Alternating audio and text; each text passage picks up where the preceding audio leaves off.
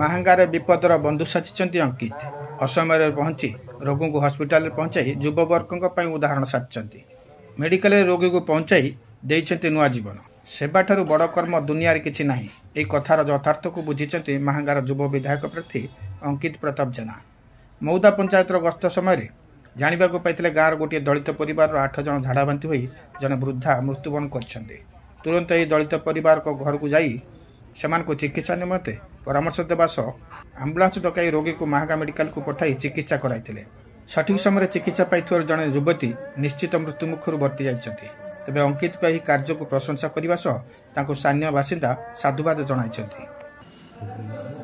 ଆମ ପରିବାରରେ 7 ଜଣ ଲୋକ ଝାଡ଼ା ବାନ୍ତିରେ ଆକ୍ରାନ୍ତ ଆଜି 3 ଦିନ ହେବ।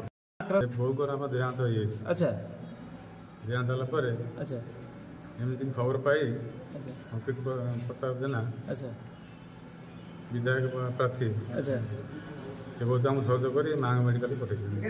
7 ଜଣ ପରିବାର ପୁରା ଝାଡ଼ା ବାନ୍ତିରେ ଆକ୍ରାନ୍ତ ଆଜ୍ଞା।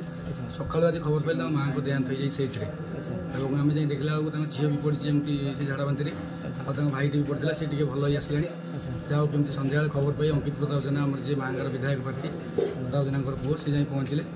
ଆଉ ସିଏ ଡାକ୍ତର ଟିମ୍କୁ ଫୋନ୍ କଲେ, ସାଙ୍ଗେ ସାଙ୍ଗେ ଆମ୍ବୁଲାନ୍ସ ପଠାଇ ଆଣିକି ଆମର ମାହାଙ୍ଗା ମେଡିକାଲ ଟ୍ରିଟମେଣ୍ଟ କରାହେଉଛି।